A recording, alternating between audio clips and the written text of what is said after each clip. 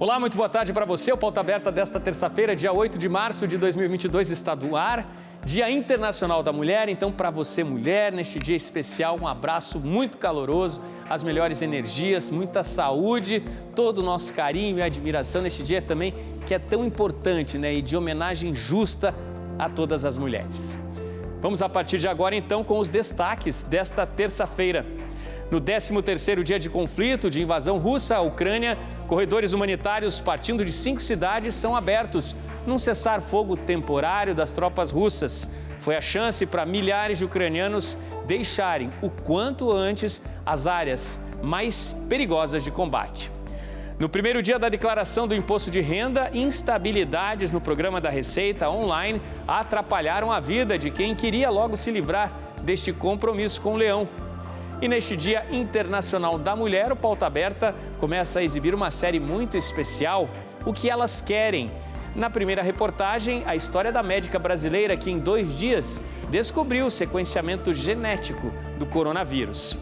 Fique aqui ligadinho com a gente, o Pauta Aberta desta terça, 8 de março, já está no ar.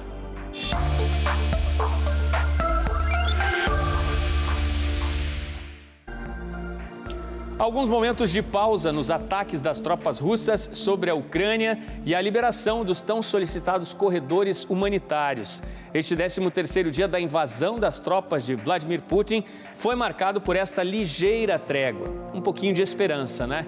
Eram 9 horas da manhã na Ucrânia, 4 horas aqui no Brasil, quando o cessar-fogo temporário começou para liberar a fuga de civis que em massa estão deixando o país. A marcha não para na Ucrânia. Hoje eram centenas, milhares de pessoas logo cedo que deixavam a cidade de Sumy, no norte do país, sob uma forte nevasca. É de Sumy que parte um dos recém-abertos corredores humanitários. Há também muitos estudantes que partem da cidade para a região central da Ucrânia. Militares ucranianos dão suporte quando podem à caminhada. Ontem à noite, em Sumy, os ataques a uma área residencial deixaram ao menos 21 pessoas mortas. O rastro que ficou depois das bombas é triste e assustador. Casas, edifícios foram destruídos. Os corredores humanitários liberados hoje partem de 5 das principais cidades ucranianas. Além de Sumy, também das cidades de Kiev, Kharkiv, Chernihiv e Mariupol. A abertura dessas rotas de fuga foi confirmada pelo Ministério da Defesa da Rússia e também pelo governo da Ucrânia. No entanto, os destinos dessas rotas de fuga não foram informados. Depois de uma terceira rodada de negociações entre russos e ucranianos, ontem na Belarus, hoje os corredores humanitários funcionaram melhor. Antes, no fim de semana, a abertura dos corredores não funcionou como era esperado. E em vários pontos do país não houve respeito ao cessar-fogo, segundo o governo da Ucrânia. Militares ajudavam como podiam, carregando crianças em meio à correria e ao pânico. Famílias de civis e também militares acabaram vítimas das bombas que partiram das tropas russas. Em Mariupol, a acusação é de que havia campo minado na rota dos corredores humanitários. E há informações de que em uma rota em Mariupol, por onde estariam escapando presos civis ucranianos, hoje houve bombardeios vindos das forças russas. O governo da Rússia não se manifestou sobre a acusação desses ataques. Enquanto isso, as tropas ucranianas se movimentam para garantir a defesa do país. Quando podem, os ucranianos reagem, tomam armamentos e veículos dos russos e agora comemoram a chegada de aproximadamente 20 mil soldados voluntários de outros países que se unem a essa luta, segundo a Associated Press. A capital, Kiev, está à espera dos combates mais pesados. Com a ajuda de voluntários de vários setores, barricadas estão instaladas e espalhadas na cidade. A alma ucraniana, aos gritos, mesmo no silêncio, está pronta para a luta contra o inimigo que há dias anuncia que está perto e que é muito mais poderoso. A população civil, homens vindos de todo o país, recebe treinamento com armamento que até agora era desconhecido para eles. Novos soldados apostos para a chegada dos russos. Em Mykolaiv, o exército da Rússia mostrou os caminhões ucranianos que destruiu. Apesar dos duros combates na região, os ucranianos já ontem comemoravam a retomada do aeroporto da cidade, que estava sob poder dos russos, e voltou às forças ucranianas. Em busca de segurança, a cidade de Lviv, no oeste, mais perto da fronteira com a Polônia, acolhe como pode os refugiados. São centenas de milhares deles, aproximadamente 200 mil, principalmente mulheres, crianças e idosos. Para além das fronteiras, principalmente para a Polônia, que vem recebendo a maior quantidade de refugiados da Ucrânia, não importa a aglomeração, as dificuldades e o desconforto. Voluntários fazem o melhor para dar acolhimento e tem comida quente à espera dos milhares que querem apenas segurança longe da guerra. De acordo com a ONU, já chega a 2 milhões o número de refugiados da Ucrânia. Enquanto no palco do conflito a movimentação é intensa de tropas e de refugiados, nos bastidores desta batalha que envolve quase todos os países, os Estados Unidos anunciaram hoje que vão proibir as empresas norte-americanas de comprar petróleo da Rússia. É mais uma entre tantas restrições na tentativa de impedir o avanço das tropas de Putin. E com isso, o valor do barril do petróleo, que antes da guerra estava abaixo dos $100, hoje passava dos $130. A Rússia é o maior exportador de óleo e gás natural do mundo. E em resposta ao que vem dos Estados Unidos, anunciou que poderá fechar e encerrar o envio de gás que abastece boa parte da Europa. 40% do gás natural e 30% do petróleo da Rússia são negociados hoje com a União Europeia. Segundo o vice-primeiro-ministro da Rússia, Alexander Novak, as consequências com o corte dessa cadeia comercial podem ser catastróficas e a conta vai ser muito alta para toda a economia internacional. Um exemplo, o valor do barril do petróleo, a reportagem mostrou, mais de $130 hoje, estava abaixo dos $100 antes do início dessa guerra, e há projeções aí de analistas no mercado internacional de que com essa mudança do comércio internacional, essa restrição de compras anunciada hoje pelos Estados Unidos, esse barril do petróleo ao longo do ano aí possa chegar aos $300. São números muito preocupantes aí para toda a economia mundial.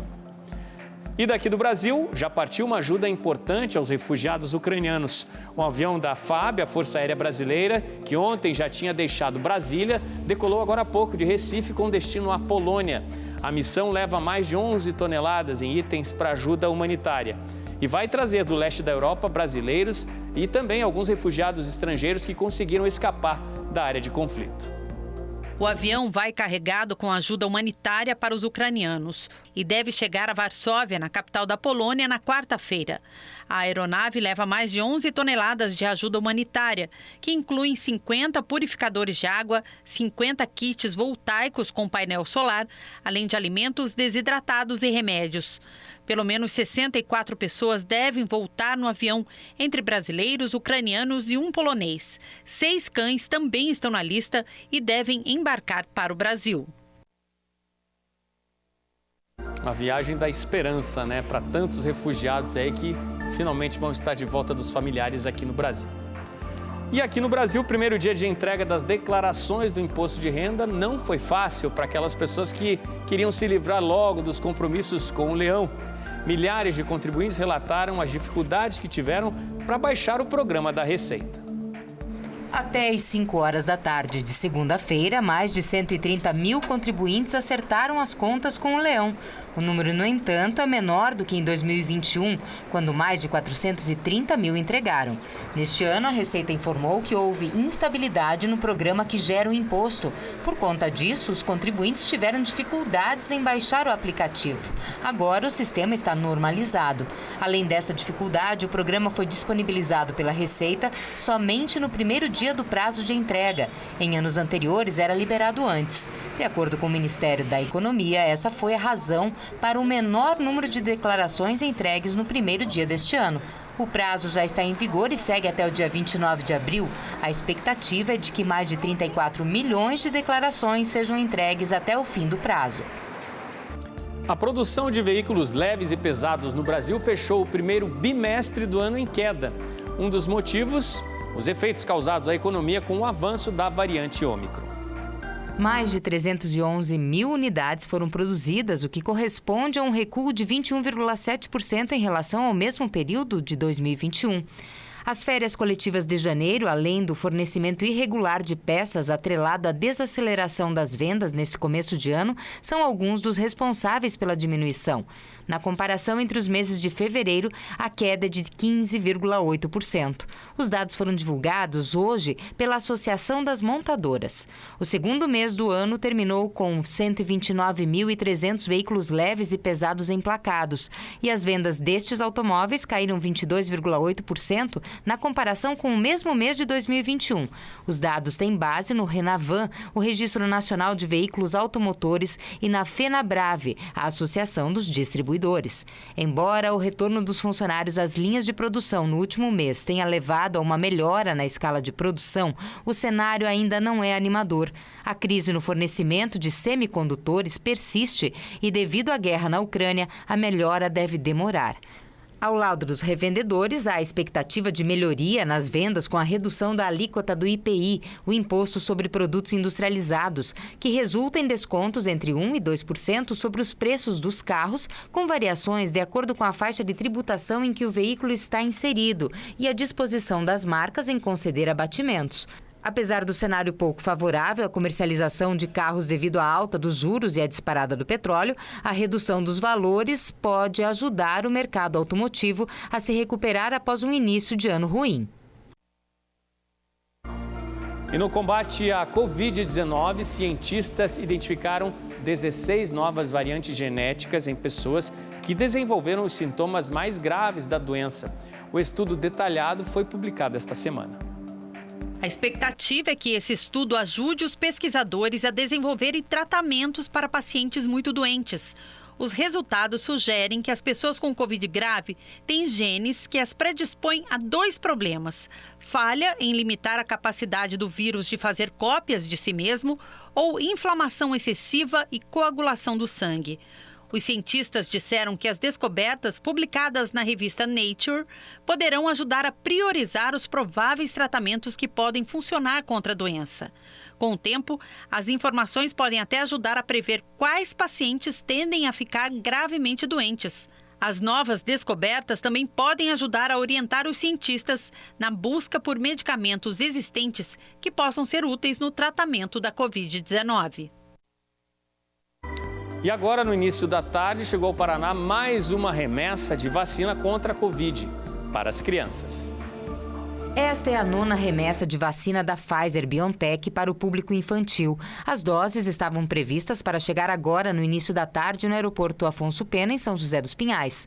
Assim que desembarcaram, os imunizantes foram encaminhados para o Centro de Medicamentos do Paraná, CEMEPAR, em Curitiba, para conferência e armazenamento, até que sejam enviados às regionais de saúde. O secretário da Saúde do Paraná, Beto Preto, reforça que é importante que os pais e responsáveis levem seus filhos aos postos de saúde para que recebam a primeira dose e completem o esquema vacinal caso já estejam aptos a receber. Veja a seguir, neste Dia Internacional da Mulher, o Pauta Aberta começa a exibir uma série muito especial, O que Elas Querem.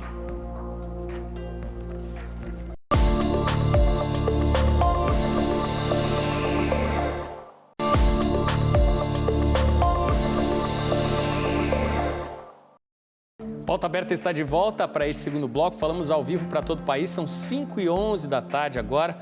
A você de casa, ligadinho na TV Evangelizar em todo o país, muito obrigado pelo carinho da sua companhia. O presidente Volodymyr Zelensky voltou a falar hoje pelas redes sociais ao povo ucraniano. Uma mensagem muito forte de esperança. Olha só. Пішов сніг. Ось така весна. Ну, яка війна, така й весна. Сумно. Але все нормально. Всіх переможемо.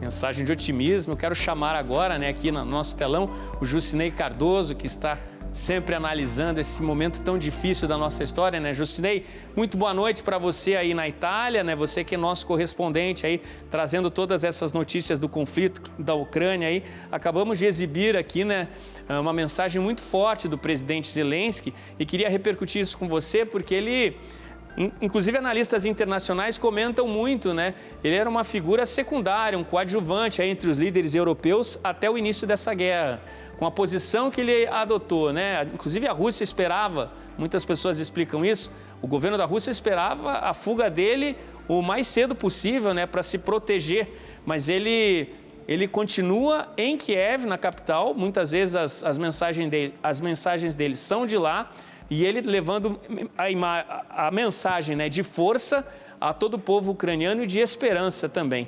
O que dizer dessa posição que ele ganha na história, né? Boa tarde, Odilon. Boa tarde a todos. Realmente, o presidente Zelensky se coloca ali como um símbolo da resistência e do patriotismo, né? Ele que defende a soberania do país e que deixa isso muito claro em todos os seus discursos. Inclusive, num dos últimos, ele disse o seguinte: vou ficar em Kiev, no meu escritório. Não estou me escondendo e não tenho medo de ninguém. Essa declaração e essas declarações que ele dá nos últimos dias fazem com que a postura dele fique cada vez mais evidente como a de um presidente forte, que está disposto a lutar com unhas e dentes pelo seu país, né? E o que a gente vê é que essa mensagem tem sido verdadeiramente incorporada pelos cidadãos ucranianos. A gente viu na reportagem no primeiro bloco o quanto a população respondeu a esse apelo, né? Produzindo coquetéis, colocando barricadas, impedindo passagem de comboios e muitas vezes, inclusive, servindo de escudo humano. Então, essa figura do Zelensky acaba tendo uma grande importância. Ele, que era um comediante, vamos lembrar disso, né? Trabalhava muito a questão da comunicação, inclusive fazia muita graça com o governo ucraniano e do dia para a noite acabou se transformando num herói nacional que veste a camisa do país e traz esse discurso do patriotismo. Curioso o que você fala, né? Porque como comediante ele era muito respeitado, né, entre a população. Ele assumiu esse papel de um líder, né, de um presidente da República e agora passa a ser, sim, muito respeitado mundialmente. Temos hoje uma nova posição dele, ele tem falado com líderes mundiais diariamente. Hoje fez agradecimentos a Joe Biden, o presidente dos Estados Unidos, também a outros líderes europeus e falou diretamente por videoconferência, evidentemente, ao parlamento britânico, né? Pediu para Boris Johnson, o chanceler britânico, que declare a Rússia como uma nação terrorista, né?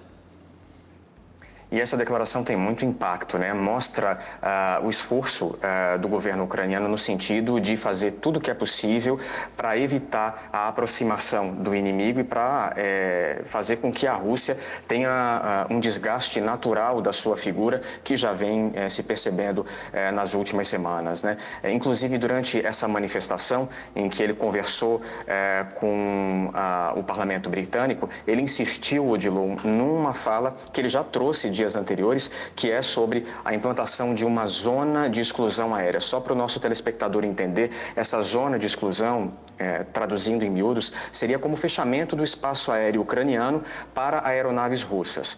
Mas para que isso acontecesse, seria preciso que houvesse um patrulhamento. E em se adotando essa medida, o patrulhamento deveria ser feito pela OTAN com as suas aeronaves. Esse patrulhamento prevê que a OTAN faria um monitoramento da área e, encontrando uma aeronave russa, teria que abatê-la de qualquer maneira. E isso seria, evidentemente, uma declaração de guerra da OTAN em relação à Rússia, é justamente o que não se quer nesse momento, para não exaltar ainda mais os ânimos. Digamos assim que é o medo do mundo inteiro, né? Porque seria uma guerra mundial de proporções, com possibilidade de proporções nucleares, né? Muito perigoso para todo o planeta. Bom, saindo um pouquinho dessa política internacional, né, que circunda essa guerra, eu queria voltar um pouquinho para território ucraniano, porque a OMS, né, afirmou hoje que aumentou muito o número de ataques a hospitais, a ambulâncias e também a outras unidades de saúde espalhadas em pontos estratégicos lá pelo país. No total, aí, 16 ataques, 9 mortes confirmadas.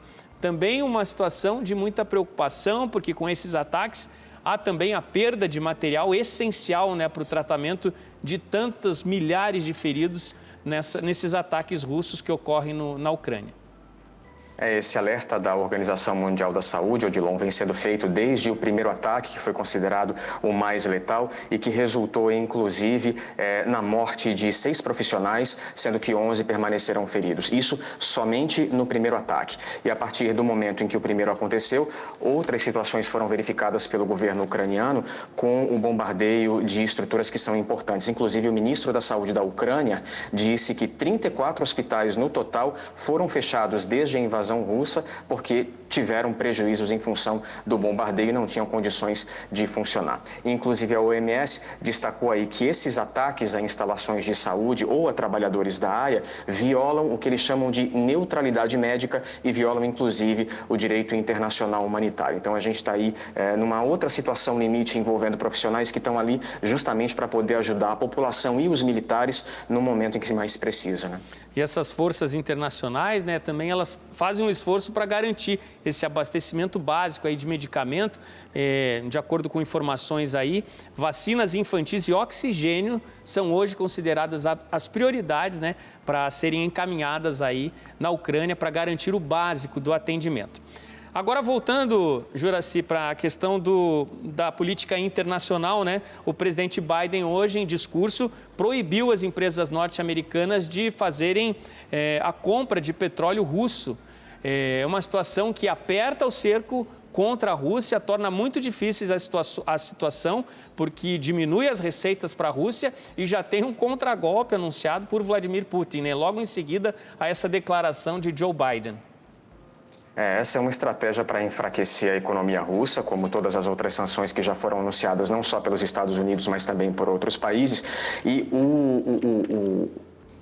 o diferente dessa decisão é que ela parte de um país que tem uma certa dependência desse produto, né? A gente vê aí que os Estados Unidos, no ano passado, importaram mais de 20 milhões de barris de produtos brutos e refinados de petróleo da Rússia por mês. Então, a gente não está falando de um contingente pequeno, é um contingente significativo. Mesmo assim, Biden adota essa medida como uma forma de desestruturar ao máximo possível a economia russa. E já avisa aos americanos que não só nos Estados Unidos, mas também em outros lugares do mundo, a gente vai ter aí um aumento do preço do barril. Você colocou no primeiro bloco que hoje a cotação estava um pouco acima de $130. O teto histórico, só para a gente lembrar, é $147 e as previsões é de que chegue a $300, ou seja, a gente está falando mais que o dobro. Então, os países, de uma forma geral, a economia mundial, vão sofrer com esse boicote que está sendo anunciado pelo governo dos Estados Unidos. E ele não é o único, viu? A gente ainda tem aí a União Europeia avaliando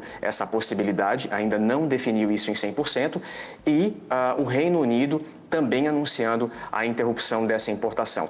A cartada que Vladimir Putin joga nessa mesa aí é justamente a exportação, o risco, né, do cancelamento da exportação do gás natural para os países do bloco europeu, o que desencadearia realmente efeitos inimagináveis e fragilizaria algumas das principais economias da Europa, Odilon. Já nesse momento, né, economistas falam em inflação terrível aí para esse 2022 e que vai atingir praticamente todos os países. Uma notícia muito triste para o mundo inteiro, né, para nós brasileiros também, mas que vai atingir severamente todo o planeta. E até para concluir, né, com o que estamos falando aqui, numa entrevista hoje cedo, outra declaração muito preocupante sobre essa guerra, o ministro da Defesa do Reino Unido, Ben Wallace, disse que a Rússia está desesperada e que os próximos ataques vão ser brutais. Por que ocorre isso? Justamente, aperta-se o cerco contra a Rússia, né? A economia russa fica mais restrita, né? Há menos recursos, é necessário garantir a logística das tropas que estão no fronte. Do outro lado, os ataques precisam ser mais eficientes mais rapidamente. O cenário é de muita preocupação.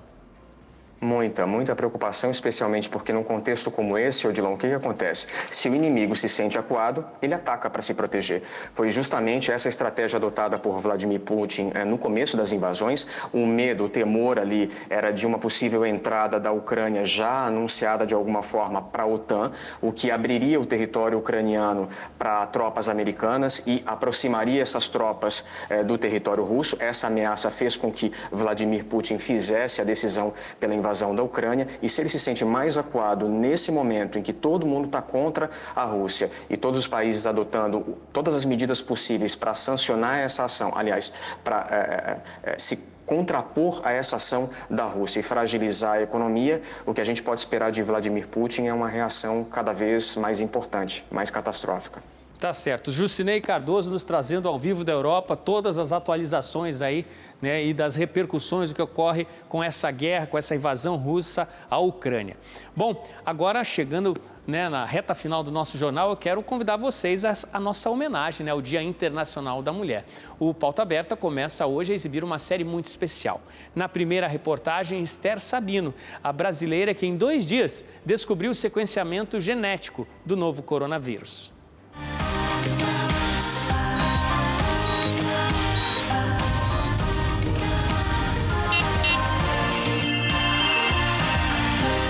Eu comecei a fazer pesquisa no Instituto Adolfo Lutz. Foi aí que eu comecei a trabalhar mais com vírus emergentes. Na época era uma grande epidemia, eu recebi bolsa para estudar nos Estados Unidos. Então, quando eu voltei, eu também comecei a trabalhar na Fundação ProSangue e a pesquisa que eu fazia era nisso. Como é que a gente detecta para que isso que aconteceu com a HIV não acontecesse de novo. Hoje eu trabalho com segurança transfusional, que é a busca de você ter certeza que o sangue não está transmitindo nenhuma doença. Além do vírus HIV, Esther também trabalhou em outros estudos reconhecidos internacionalmente.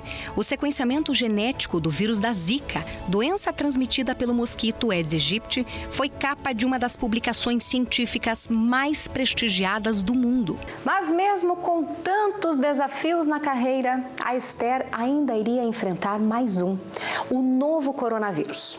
Enquanto trabalhava na resposta a uma possível epidemia de dengue no Brasil, o primeiro caso de Covid-19 foi anunciado no país. Mas a equipe dela estava preparada e fez o sequenciamento genético do vírus em tempo recorde, apenas 2 dias. Na verdade, desde que começou a epidemia em janeiro, que nós ficamos sabendo aqui no Brasil, a gente já comprou os reagentes que seriam necessários. A gente estava em colaboração com a Universidade de Oxford, trabalhando isso, porque a Inglaterra já estava tendo os casos, eles já estavam montando a técnica. A primeira sequência que foi feita na China, né, logo que eles descobriram o novo agente, foi super importante, porque tão logo eles depositaram a sequência, as pessoas já começaram a fazer a vacina. O estudo foi publicado na revista americana Science e a imunologista passou a ser uma das referências no rastreamento genômico do coronavírus. Mas tanto o reconhecimento também acendeu um debate sobre a representatividade feminina na área. Hoje, menos de 1/3 dos pesquisadores do mundo são mulheres e só 3% dos prêmios Nobel de Ciência foram vencidos por elas. O que falta é representação em cargos mais elevados, e é essa a importância agora que os recursos também sejam dados na mesma proporção para homens e mulheres e que elas também estejam representadas nos vários conselhos superiores da ciência. Acho que é isso que é importante agora. Na área de pesquisa tem muitas coisas que eu gostaria de trabalhar. Eu acho que o Brasil falta várias tecnologias. A gente precisa entrar na área tecnológica aqui no Brasil, produzir mais. Eu acho que as mulheres têm que continuar batalhando, buscar os seus caminhos, manter. Se elas tiverem dificuldade, pensar em outras mulheres para perguntar. Eu acho que esse apoio entre as mulheres que pode facilitar o crescimento profissional. É isso aí, devoção ao trabalho e um grande exemplo, né, a todas as mulheres. E com essa reportagem especial, essa homenagem, a gente se despede. A você um excelente fim de tarde, a gente volta a se encontrar amanhã aqui no Pauta Aberta, na TV Evangelizar. Até lá!